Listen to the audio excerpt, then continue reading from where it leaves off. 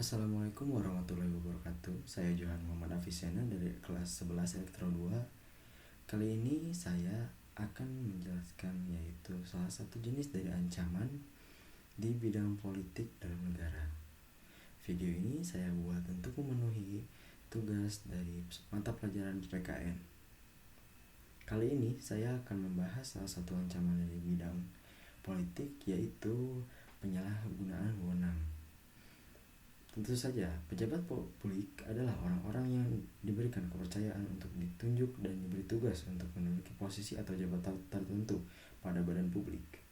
Pejabat publik diberikan kekuasaan dan kepercayaan karena dianggap sebagai bagian dari demokrasi dan tidak ada pemerintahan yang demokratis tanpa ada tanggung jawab kepada rakyat. Wewenang dalam sosiologi hukum diperlukan untuk mendukung dan menjamin jalannya sebuah keputusan politik dalam kehidupan masyarakat. Hukum di Indonesia masih terjadi ketimpangan keadilan di mata hukum.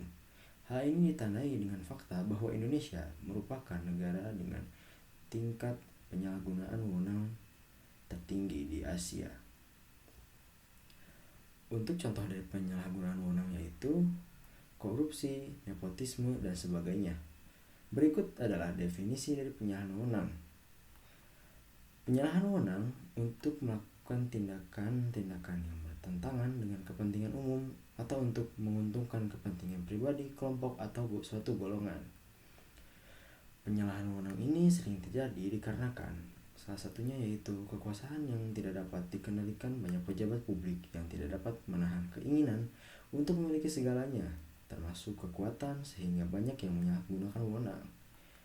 Memiliki pandangan bahwa orang-orang memiliki wewenang dapat bertindak bebas.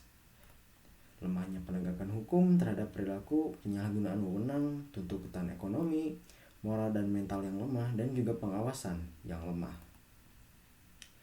Banyaknya kasus dari penyalahgunaan wewenang, salah satu dari sekian banyaknya kasus diantaranya yaitu kasus penyalahgunaan wewenang mantan staf khusus kepresidenan milenial tanggal 16 April 2020. Staf khusus milenial Presiden Joko Widodo, Andi Taufan Garuda Putra akan dilaporkan ke Bareskrim Mabes Polri. Andi dilaporkan atas dugaan penyalahgunaan wewenang terkait isi surat Burkop Sekretariat Kabinet yang meminta para camat untuk melibatkan PT Amarta Mikro Fintech dalam penanganan COVID-19. Pelaporan tersebut dilakukan oleh Muhammad Soleh. Keyakinan Muhammad Soleh sudah berada di Bareskrim Mabes Polri untuk melaporkan dugaan kasus penyalahgunaan wewenang yang dilakukan Andi Taufan. Nah, setelah kita mengetahui apa saja yang dapat membuat faktor-faktor penyalahgunaan wewenang, kita juga harus tahu bagaimana cara mengatasi penyalahgunaan kekuasaan atau wewenang ini. Yang pertama yaitu menciptakan pendidikan anti korupsi.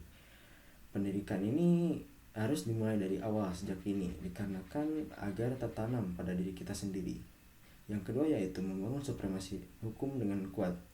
Yang ketiga, eksistensi para aktivis. Yang keempat, membangun pendidikan moral sedini mungkin.